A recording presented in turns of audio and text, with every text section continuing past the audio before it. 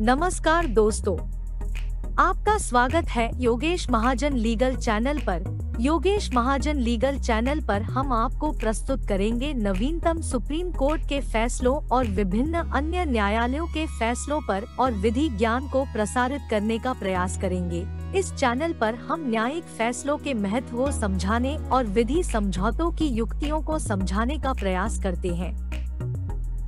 हमारा मकसद है कानून और न्याय के क्षेत्र में ज्ञान को आपके पास पहुंचाना, तो कृपया हमारे चैनल को सब्सक्राइब करें, घंटी आइकन दबाएं, वीडियो को लाइक और शेयर करें। दोस्तों, माननीय सुप्रीम कोर्ट की 7 फरवरी 2024 में एक जजमेंट आई है और ये क्रिमिनल अपील नंबर 1465 और 2011 है। इसमें अपीलेंट्स वर्सेस स्टेट ऑफ पंजाब का ये केस है। इसमें माननीय सुप्रीम कोर्ट ने एक इम्पॉर्टेंट लीगल इशू को डिस्कस किया है, वो है कॉमन ऑब्जेक्टिव से रिलेटेड, जो सेक्शन 149 इंडियन पिनल कोड का होता है, जिसमें कहा गया है कि 5 कॉम्प्लायंसेस होने चाहिए। 5 अगर कॉम्प्लायंसेस नहीं होते कोई भी क्राइम करने के लिए, तो सेक्शन 149 का जो कॉमन ऑब्जेक्ट है वो अट्रैक्ट नहीं होता है। और अगर इसमें कुछ व्यक्तियों को एक्विटल हो जाए, तो 5 से कम लोग हों, तो फिर वो कॉमन ऑब्जेक्टिव 149 के जो इंग्रेडिएंट्स हैं वो अट्रैक्ट नहीं होते हैं। और यहाँ पर माननीय सुप्रीम कोर्ट ने एक ऑब्जर्वेशन दी कि ऐसे में हाई कोर्ट को 149 के बजाय सेक्शन 34 जो इंडियन पिनल कोड का है, जिसमें कॉमन इंटेंशन है, उसके अंतर्गत जो है वो अपनी निर्णय देना चाहिए था, लेकिन ऐसा हो ना पाया। और अब कोर्ट में कहा कि 21 साल हो चुके हैं इस जजमेंट पे, तो इसमें अब अल्टरेशन करना पॉसिबल नहीं है। और माननीय सुप्रीम कोर्ट ने एक और इस लीगल एस्पेक्ट पर जो है वो निर्णय सुनाया कि टेस्ट आइडेंटिफिकेशन पीरियड जो है वो जरूरी नहीं, कि अगर टेस्ट आइडेंटिफिकेशन पीरियड के अगर नहीं की गई हो तो इसमें कोई प्रोसिक्यूशन का केस में कोई इफेक्ट नहीं पड़ता है। अगर जो विटनेसेस के जो एविडेंसेस हैं वो कॉजेंट हैं, रिलायबल हैं और ट्रस्टवर्दी हैं, तो इसमें टेस्ट आइडेंटिफिकेशन की में बेशक ना बुलाया हो, आइडेंटिफाई ना किया हो, तो इसमें भी कोई प्रोसिक्यूशन के केस में फर्क नहीं पड़ता है। तो आइए हम इसके कंटेंट्स को थोड़ा सा देखते हैं, समझने की कोशिश करते हैं क्या कहा था इस जजमेंट में। यहाँ बताया गया है अपीलेंट जो हैं वो 2, 3 और 5 हैं, और 5 एक्यूज थे जिन्होंने ट्रायल था वो फेस किया था। और एक ऑफेंस था सेक्शन 148 जो कि पनिशमेंट फॉर द रॉयटिंग के लिए कहा जाता है, और 460 जो house looting by house breaking को कहा गया, घर के अंदर तोड़ के लूटपाट करने को 460 का जो इंडियन पिनल कोड है वो बताया गया है। और सेक्शन 149 जैसा डिस्कस कर चुके हैं इंडियन पिनल कोड में, जो कॉमन ऑब्जेक्टिव से रिलेटेड होता है, लेकिन 5 लोगों की कॉमन असेंबली होनी जरूरी है। और सेक्शन 302 जो पनिशमेंट फॉर द मर्डर है। और यहाँ बताया कि 5 अक्यूज्ड को कन्विक्शन हो गई थी ट्रायल कोर्ट द्वारा, और जो ऑफेंसेस पनिशेबल था 148 जो राइटिंग से रिलेटेड है, और उसमें सजा थी वो 2 साल तक की दी गई थी। और 460 में रीड विद सेक्शन 149 के अंदर उनको जो सजा है वो 10 साल की दी थी, और 302 के लिए जो 149 के साथ उनको लाइफ इम्प्रिजनमेंट की सजा दी थी। अब यहाँ पर फिर सजा होने के बाद अक्यूज ने आगे अपील फाइल की थी हाई कोर्ट में, लेकिन हाई कोर्ट ने अक्यूज नंबर 1 और 4 को बरी कर दिया था, लेकिन 3 जो हैं अक्यूज उनको सजा जो है वो बरकरार रखी थी। अब प्रोसिक्यूशन का केस ये था कि 3 और 4 जुलाई की बात थी 2003 को, जिसमें प्रोसिक्यूशन विटनेस 8 जो हैं वो अपने पेरेंट्स के साथ जो हैं वो बेडरूम में सो रहे थे, लेकिन और साथ में प्रोसिक्यूशन विटनेस 8 जो हैं वो सन हैं उन जो पेरेंट्स के, तो वो कंप्लेनेंट भी हैं, तो उनके जो ब्रदर हैं और उनकी जो ब्रदर की जो वाइफ है वो प्रोसिक्यूशन विटनेस 9 है, वो दूसरे कमरे में सो रही थी। उनकी 2 डॉटर हैं जो नीस है उनकी, वो अनदर रूम में सो रही थी। तब PW8 ने जो है जो और P8 ने जो नीस की आवाज़ें सुनाई दी, और फिर वो उठे और देखा कि 4 से 5 लोग हैं उनके घर में आए हैं, उन्होंने असॉल्ट किया है, उनको भी असॉल्ट किया, और जो PW9 जो है मींस जो उनके जो ब्रदर की जो वाइफ है और उनके हस्बैंड को भी असॉल्ट किया। उन्होंने अलमीरा के लॉक्स तोड़ दिए और ऑर्नामेंट्स और कैश ले ली, और फिर उसके बाद अक्यूज ने मींस असॉल्ट किया, मींस PW8 के जो पेरेंट्स को, दोनों को इंजर्ड हुए और उनकी हॉस्पिटल में डेथ हो गई। सबमिशंस ये थी अपीलेंट्स की कि अब सुप्रीम कोर्ट में जहाँ पर सबमिशन ये दी कि जो एविडेंस है मटेरियल प्रोसिक्यूशन विटनेस के, वो 2 आई विटनेस थे। एक तो PW8A जो खुद ही है कंप्लेनेंट, और PW9 जो कि उनके जो ब्रदर की जो वाइफ है, वो अक्यूज्ड को नहीं जानते थे, और तो टेस्ट आइडेंटिफिकेशन परेड भी नहीं की गई।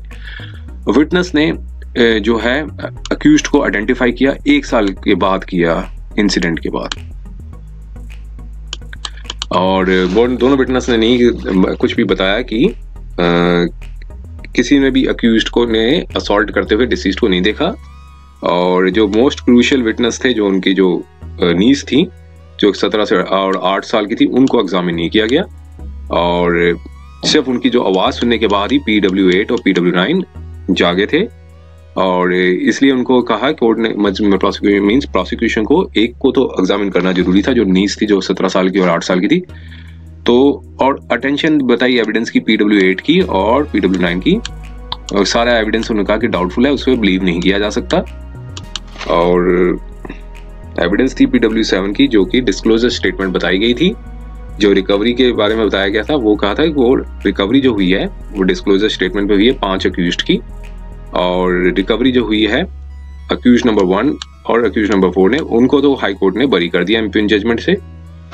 और PW7 ने डिपोज किया था कि जो सीज्ड ऑर्नामेंट्स, जो बरामद हुए थे जो जेवरात, वो दूसरे ऑर्नामेंट्स के लिए मिक्स हो गए थे आइडेंटिफिकेशन के लिए। तो सुनार को बुलाया गया था आइडेंटिफिकेशन का ऑर्नामेंट्स को, लेकिन उसको गोल्ड स्मिथ को एग्जामिन नहीं किया गया। तो कहा कि ये डाउट बनता है इस पे,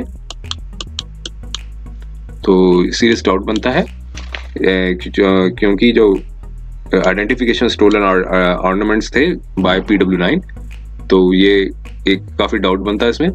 और रिस्पोंडेंट स्टेट ने बताया कि PW8 और PW9 ने काफ़ी समय के बाद जो है वो मींस इंसिडेंट के समय जो है उनको देखा था, और एग्जामिनेशन जो हुआ था 1 साल के अंदर ही हो गया था जब ये वारदात हुई थी। तो टेस्ट आइडेंटिफिकेशन की ज़रूरत नहीं है। अगर टेस्ट आइडेंटिफिकेशन पीरियड ना की जाए तो ये फैटल नहीं होता है केस पे, और इसलिए जो स्टेटमेंट है PW8 और PW9 की वो रिलायबल है। और एक जजमेंट थी, उस पर रिलाई किया, जो जजमेंट थी Raju Manjhi versus state of Bihar. Submission सुनने के बाद कोर्ट ने कहा कि अपीलेंट 7 साल की सजा काट चुके हैं, और 25 जुलाई 2011 का ऑर्डर आया था। 5 अक्यूज्ड को कन्विक्शन किया गया था 148 में, जो कि बताया गया है रॉइटिंग आर्म्ड विद डेडली वेपन। 146 जो बताता है कोई भी मेंबर हो कॉमन ऑब्जेक्ट के साथ आया हो, तो ऐसे में हर मेंबर जो होता है अनलॉफुल असेंबली का, वो जिम्मेदार होता है, मींस गिल्टी होता है। और कंडीशन जरूरी होती है कि अनलॉफुल असेंबली होनी जरूरी है 148 के लिए, और सेक्शन 141 जो है अनलॉफुल असेंबली 5 से अधिक व्यक्तियों के लिए होनी जरूरी है। और उन 5 व्यक्तियों को कन्विक्शन हो गई होनी चाहिए। जो ऑफेंसेस थे 460, 302, 149, इसलिए सारे मेंबर विसरस लायबल हैं। लेकिन इस केस में हाई कोर्ट ने 2 को एक्विटल कर दिया था। तो कन्विक्शन जो है 148 की वो बनती नहीं है, और 460 और 302 149 को उसको अपहेल्ड नहीं किया जा सकता, क्योंकि अनलॉफुल असेंबली नहीं थी। हाई कोर्ट को अल्टर करना चाहिए था चार्ज को, और 34 इंडियन पीनल कोड के अंदर लगाना चाहिए था, ताकि ये किया नहीं। ये भी कोर्ट ने कहा कि टेस्ट आइडेंटिफिकेशन की जरूरत नहीं है, मैंडेटरी नहीं है, और जब तभी करनी चाहिए जब अरेस्ट के बाद करनी चाहिए, लेकिन टेस्ट आइडेंटिफिकेशन प्रॉपर्ली कंडक्टेड हो, प्रूव्ड हो।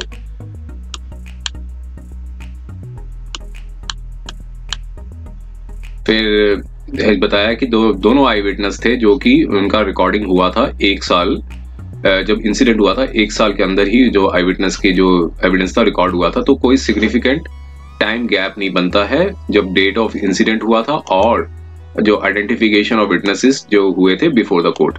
अगर आगे माननीय कोर्ट ने कहा कि अगर एविडेंस ऑफ दोनों विटनेसेस रिलायबल हैं और इंस्पायर करते हैं, कॉन्फिडेंस इंस्पायर करते हैं, तो कन्विक्शन जो है टेस्टिमोनीज के बेसिस पे की जा सकती है। तो यहाँ पर पहले कोर्ट ने कहा कि टेस्टिमोनीज देखते हैं पहले PW8 की और PW9 की, कि क्या इनका जो वर्जन है वो कॉन्फिडेंस इंस्पायर करता है कि नहीं करता।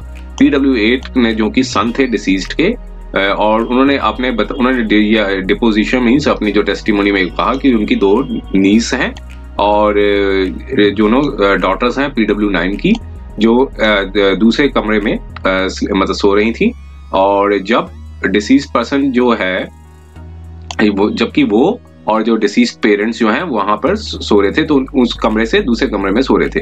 तो PW8 ने कहा कि 3 से 4 बजे के बीच में, तो उन्होंने आवाजें सुनी नीज की। तो फिर उसके बाद उन्होंने पाया कि 3 से 4 व्यक्ति जो हैं घर में आए हैं और उनकी जो एज ग्रुप है 32 से 35 साल है। और साथ में ये भी क्लेम किया कि लाइट, घर की जो लाइट है वो जल रही थी। और 3 अक्यूज्ड को उन्होंने 3 अक्यूज्ड को आइडेंटिफाई किया जो कि अपीलेंट्स है, और कहा कि एक जो है सर्वा से जो कोई जो चीज बताई है उससे ब्लो किया राइट एयर पे। और फिर उसके बाद जो कि अक्यूज नंबर 3 ने बताया, अक्यूज नंबर 3 द्वारा किया गया। और फिर उसके बाद ये कोर्ट ने कहा कि ये स्टेटमेंट काफी वेगली बताई कि पेरेंट्स ने भी अक्यूज्ड को ललकारा था, चैलेंज किया था, और उन्होंने फिर इंजरीज भी दी थी। और फिर उसके बाद ये कहा कि जो उनके जो ब्रदर हैं और प्रोसिक्यूशन विटनेस 9 है वो भी जाग के उनको भी इंजरीज जो है सफर्ड हुई। और विटनेस ने ये नहीं कहा कि किस अक्यूज ने किस तरीके से अक्यूज्ड को मींस अक्यूज्ड ने असॉल्ट किया पेरेंट्स को। सिर्फ एक वेग स्टेटमेंट दी कि डिसीज्ड ने चैलेंज किया था, मींस डिसीज्ड ने उनको ललकारा था और अक्यूज्ड ने उनको इंजरीज दी थी।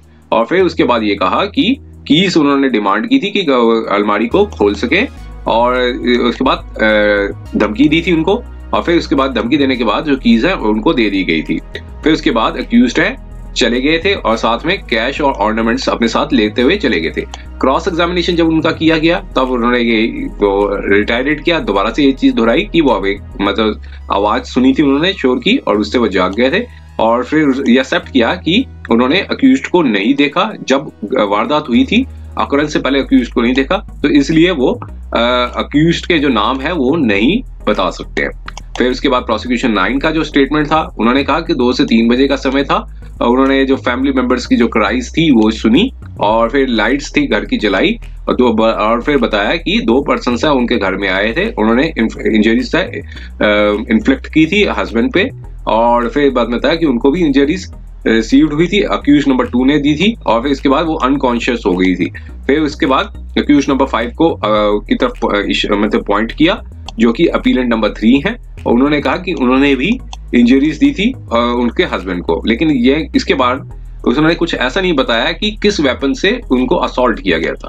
फिर उन्होंने बताया कि ऑर्नामेंट्स जो हैं वो अक्यूज लेकर चले गए थे, लेकिन फिर उन्होंने 22 अक्टूबर 2003 को डिपोज किया कि उन्होंने ऑर्नामेंट्स को जो पुलिस स्टेशन में थे वो आइडेंटिफाई कर ली है, विटनेस की गवाहों की मौजूदगी में उन सब ऑर्नामेंट्स को जो है वो आइडेंटिफाई कर लिया है। क्रॉस एग्जामिनेशन में जब उनको स्टेटमेंट के साथ कन्फ्रंट किया गया अंडर सेक्शन 161 CRPC में, तो उन्होंने कहा कि जो स्टेटमेंट जो है वो उन्होंने नहीं दी थी कि उन्होंने ये नहीं कहा था कि उन्होंने अक्यूज्ड को आइडेंटिफाई कर लिया है। तो और एक्सप्लेनेशन यहाँ पर उनका जो एक्सप्लेनेशन इस प्रकार से था कि जो क्वेश्चन जो पुट अप किए गए थे, और लेकिन उन्होंने साथ में ये भी कहा कि उन्होंने अक्यूज्ड को वारदात से पहले नहीं देखा था, और ऑर्नामेंट्स जो कोर्ट के समक्ष जो प्रोड्यूस किए गए थे वो प्रोक्यूर्ड किए गए थे, एक जगह का नाम बताया वहां से खरीदे थे, और उसने कोई स्पेसिफिक मार्क नहीं थे ऑर्नामेंट्स को, सिर्फ स्टोन्स को छोड़ के और किसी चीज के ऊपर वो नहीं स्पेसिफिक मार्क्स नहीं थे। और प्रोसिक्यूशन विटनेस 9 ने ये भी बताया कि उन्होंने किसी अक्यूज्ड को असॉल्ट करते हुए देखा था, जिसके डिसीज्ड को असॉल्ट करते हुए देखा था। एक बार फिर से उन्होंने वर्जन को बताया कि PW8 का जो वर्जन है काफी वेग था और अक्यूज्ड ने असॉल्ट किया था डिसीज्ड को। और अनदर एस्पेक्ट PW8 ने ये कहा कि वो अजागे थे जब उन्होंने नीस की जो क्राइज सुनी थी, और बाद में उन्होंने एक्सेप्ट किया कि जो पहली जो एक नीस जो है वो 16 से 17 साल की हैं, और प्रोसिक्यूशन ने एग्जामिन नहीं किया था उनकी नीस को, और जो उनके जो हस्बैंड है PW9 के उनको भी इंजरीज हुई थी, उनको भी एग्जामिन नहीं किया गया था। और प्रोसिक्यूशन ने कोई ऐसा रीजन नहीं बताया था कि जो दोनों वाइटल विटनेस थे उनको क्यों एग्जामिन नहीं किया गया। तो यहाँ पर फिर कोर्ट ने कहा कि ये काफी ज्यादा मुश्किल होता है कि ऐसे अक्यूज्ड को कनेक्ट किया जाए जो इंजरीज डिसीज ने सस्टेन की थी, और जब तक कोई कॉजनेंट एविडेंस ना हो, तो ऐसे में ये पॉसिबल नहीं होता है कि कन्विक्शन को अपहोल्ड किया जाए और पनिशेबल 302 के अंदर उनको सजा दी जाए। तो यहाँ पर कोर्ट ने आगे फिर बताया कि एविडेंस को देखते हुए अक्यूज नंबर जो 3 है उन्होंने इंजरीज दी थी PW8 को, अक्यूज नंबर 5 ने दी थी PW9 के हस्बैंड को, अक्यूज नंबर 2 ने PW9 को दी थी। और जब साथ में बताया कि जो PW1 ने ये डिपोज किया था कि इंजरीज जो मींस जो इंजरी नंबर 1 थी वो उसका जो साइज बताया था और वो लेफ्ट ईयर के पास लगी थी। तो ये सब इंजरीज के बारे में बताया गया है। और फिर रिकवरी ऑफ ऑर्नामेंट्स के ऊपर भी थोड़ा सा कोर्ट ने अपनी ऑब्जर्वेशंस दी। फाइनली हम इस पे आते हैं। कोर्ट ने कहा कि जो ऑफेंसेस थे 460 के अंदर कोई स्पेसिफिक रोल जो है किसी भी अक्यूज्ड द्वारा नहीं दिया गया था, ना ही PW8 और PW9 ने कोई भी ऐसा स्टेटमेंट अपने डिपोजिशन में बताया। इसलिए वो कन्विक्शन जो 149 IPC के अंदर जो है कन्विक्ट किया गया है। तो यहाँ पर कहा कि कोई अनलॉफुल असेंबली नहीं थी, क्योंकि जो 5 में से 2 थे वो ऑलरेडी इक्विटेड हो चुके हैं। और हाई कोर्ट को यहाँ पर अल्टर करना चाहिए था, चार्ज को सेक्शन 34 का लगाना चाहिए था, 149 के IPC का हटा के 34 के अंदर लगाना चाहिए था, लेकिन ऐसा नहीं किया जा सका। अब 21 साल हो चुके हैं इंसिडेंट के। अब यहाँ पर कोर्ट ने कहा हम इसको मॉडिफाई और अल्टर नहीं कर सकते। और 3 अक्यूज जो है काफी 7 साल से ज्यादा जो है इनकार्सिनेशन जो है वो काट चुके हैं। तो इसके अलावा भी देखा जाए प्रोसिक्यूशन जो है वो कमीशन ऑफ ऑफेंस को प्रूव नहीं कर पाया है, वो विफल हो गया है। ऐसे में देखते हुए कोर्ट ने कहा कि अपील सक्सीड होती है और जो इम्प्यून जजमेंट थी 27 अप्रैल 2010 की high court of Punjab Haryana की क्रिमिनल अपील नंबर 100 और जजमेंट एंड ऑर्डर पास किया गया था 20 फरवरी 2004 का एडिशनल सेशन जज द्वारा और 12 जनवरी 2009 का, जिसमें प्रेजेंट अपीलेंट कंसर्न है उनको अक्यूट किया जाता है चार्जेस जो फ्रेम किए गए थे। और अपीलेंट्स जो हैं बेल पे हैं, इसलिए उनके जो बेल बाउंड्स हैं वो कैंसिल किए जाते हैं। तो अपील को अकॉर्डिंगली अलाउड कर दिया और ये जजमेंट आई थी 7 फरवरी 2000। उम्मीद है कि यह वीडियो आपको पसंद आया होगा। अगर आपने अभी तक हमारे चैनल को सब्सक्राइब नहीं किया है तो कृपया इसे सब्सक्राइब कर ले और बेल आइकन दबाकर नोटिफिकेशन प्राप्त करें ताकि आप हमारे नए वीडियो से अपडेट रह सकें। अगर आपको यह वीडियो पसंद आया हो तो कृपया लाइक करें और अपने दोस्तों के साथ शेयर करें। हमारे चैनल पर आपको न्यायिक मुद्दों, कानूनी सलाह और कानूनी अपडेट्स के बारे में नवाचारिक और महत्वपूर्ण जानकारी मिलेगी। हमारे साथ बने रहें, क्योंकि योगेश महाजन लीगल आपके कानूनी सवालों का सहायक है।